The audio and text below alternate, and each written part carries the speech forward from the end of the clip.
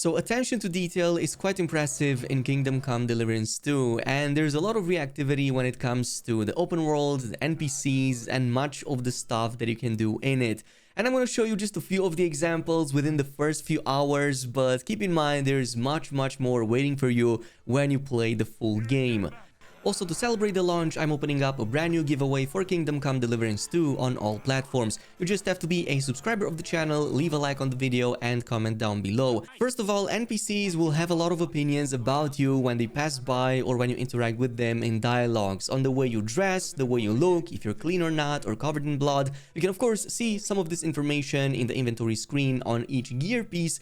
But on top of that, when you interact with these NPCs, they will have these comments about you. And on top of that, you can also retort with your own comments, be them positive or negative, which can result in some pretty funny situations. Doesn't it bother you walking around here like some animal? Doesn't it bother you to stick your nose in other people's business? Come now. And on a few select occasions, I was quite shocked by how organic I was able to unfold some of these conversations. So basically, say I was, I don't know, snapping somebody's neck in one town and then taking up the nearby wagon to the next town. On the way there, I was able to hold a full conversation with the actual NPC about the fact if I was a criminal or not. Why the hell are you all covered in blood? Got a bit messy at a pig slaughter. Oh, I was starting to worry you were a murderer or something like that. But if I were you, I'd wash up as soon as possible. You'd end up in the stocks if someone saw you like that. Nah, don't worry. I was just headed to the baths. As you should. Another thing is that the game also puts a lot of accent on the blood and the dirt level on your character and your gear. Like I said, you will stand out a lot more, but you will also appear more intimidating in dialogues or even more suspicious in case of criminal activities.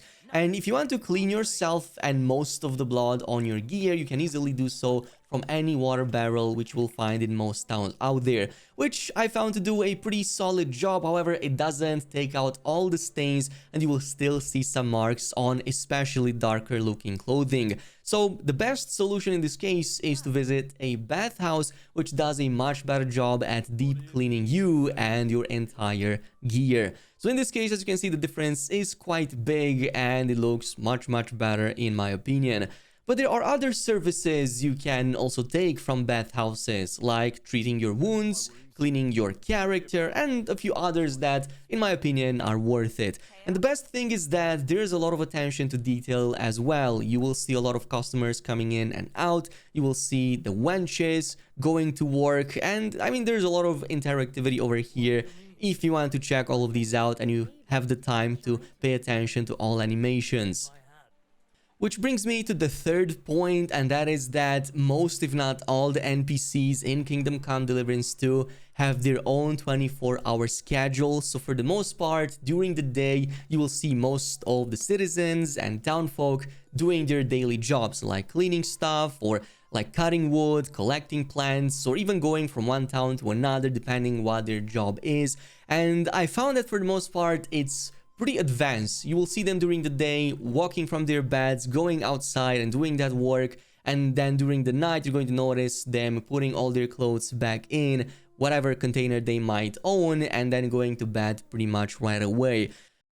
Which brings me to the crime and punishment system, and I want to start things off with some attention to detail here that I've noticed. So if, for example, you leave doors open when you, I don't know, maybe broke in a house, you're going to notice that their owners will start questioning it and then start looking around to find you or any other perpetrator around. And it doesn't just stop over here. They don't just stop and looking around and checking out the perimeter. They will also go back into the house and check their own stashes to see if they were robbed. And they will even exclaim if there's something missing or not from them.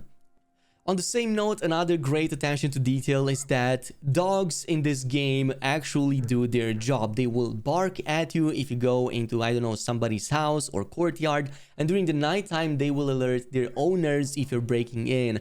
So just to give you an example, if you were to open the doors and leave them open like this, and the dog sees you and smells you, it will actually start barking, which is going to also wake the owners up. And it doesn't just stop there, it's actually going to try to pinpoint your location, and then the owners will follow the dog to see you. Now in this footage right here, I have very dark clothing and I have a very high amount of sneaking, which makes it easier for me to film this video. Otherwise, I would be caught up right away, or even more so, if you wear armor when you're doing this, you're going to be spotted right away. So this is just one of the examples. But also, speaking of the dog, you can kind of distract it. So dogs obviously love food. If you have some meat at you, you can drop a bit of it on the ground and you can distract that dog, at least momentarily. In this case, it gives you like 10-20 seconds as it takes time to eat the food. So if you're doing that, maybe try to lure it away with more food, or like just dispose of it. You can also do that if you're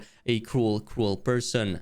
Now, I want to go ahead and expand a bit on the crime and punishment system. Let's say somebody does catch you in the act. Well, there are quite a few punishments with some severe drawbacks if you let yourself caught, or if you don't have any other option. Probably one of the biggest, if you commit your first crime, so if you actually unalive a person and you get caught doing it, your first punishment is going to be to get branded. In this case, you're going to get the hot iron right to the neck so that everybody sees what a criminal scum you are. They will even make remarks about you, and that mark over there will last for a very long time. Now, you can actually erase it a little bit faster with some healing potions and a bit of treatment, but for the most part, it also comes with some really big penalties, with the biggest of them all being your very own life. So yes, if you unalive somebody again after having been branded already, the next time you do so and get caught, you're going to immediately get sent to the gallows in whatever region you are. And in this case, you're pretty much going to get executed. You're not going to have any way to get out of it, and that's pretty much going to also finish the game for you. But I find this detail right here really interesting. I absolutely love this kind of punishment for things that you do, but obviously the game throws a lot of options for you to get out of these situations a bit easier.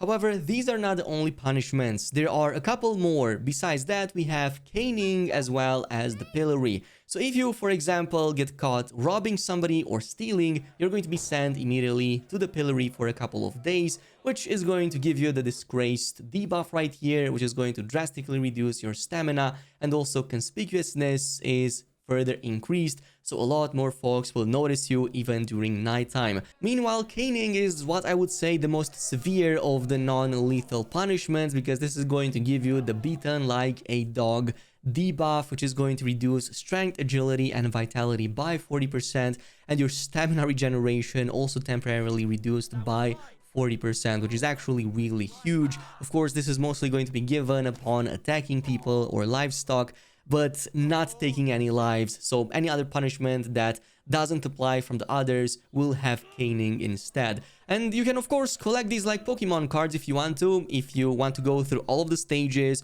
beaten like a dog, disgraced, and all the others, you can definitely collect all the debuffs and see how long you can fare with them.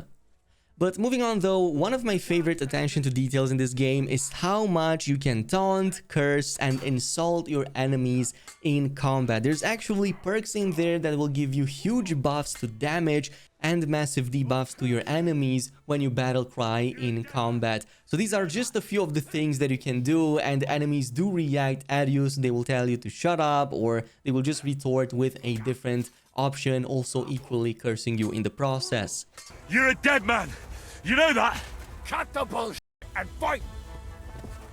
Now, since we're on the subject of combat, another thing that I really like is that injuries inflicted on Henry will have different effects depending which body part is actually hit. So for example, if you get injured to the head, you're going to have your whole stamina recovery slowed down by about 25% if that injury reaches at least 60%. In this case, you will also get a bleeding debuff, which you will have to treat right away, otherwise over time it will eventually kill you. So having some sort of bandages at hand will always be helpful. Equally, if you break your legs one way or another, like jumping from great heights, will also give you a really big debuff. In this case, if it reaches again a high level, you're going to notice you can no longer sprint at all. Plus, you're going to also have the limbs reduce some of the max stamina. But one thing I really enjoy about the crime and punishment system is that other NPCs can also suffer the same consequences as you. And oftentimes you're going to encounter other prisoners being sent at the pillory. And the thing that shocked me is that oftentimes it can be a hired hand or a villager from the same village you're in. And you can go ahead, listen to what the bailiff has to say about their deeds, and also ask them out, even taunt them in the process. But a cool thing here is that you can actually free them from the pillory, assuming that nobody sees you. This is especially useful during nighttime. Similarly, the open world is going to be even more filled with random encounters. Anything from bandits trying to rob you, from NPCs in need of help that may open up questlines, all the way to strange encounters with very funny backstories that you might want to take part in every now and then just for the sake of it. You must be some kind of warlock. There's no other explanation. Looks like you found me out. So you better watch out for yourself around me. You won't. We swear. Oh, we really do. Of course, we can't go over attention to detail and not cover crafting, which in my opinion is one of the coolest designs over here. Besides alchemy, blacksmithing is also another feature that you have to do completely manually. As in, grab the metal or the material, heat it at the forge, and then smack it with a hammer on the anvil until you form it in the shape that it needs to be. And depending on the rhythm, depending on how well you heat it up or how much you heat it up, that metal and everything else up until that point will count on the success rate and on the quality of the item that you eventually get to craft. Luckily, there are quite a few visual and audio cues to help you out. Like for example, you'll know that you're hitting that metal right if it clinks well and a lot of sparks jump out of it. Equally, you will know that the rhythm is good if Henry starts whistling and singing on the beat. And there's much more on top that we can't even talk about yet because of the embargo reasons, but for now, this is going to give you a pretty decent idea of what you can encounter just in the starting hours. And this is pretty much it with the video. Thanks much for watching, and I'll see you in the next one.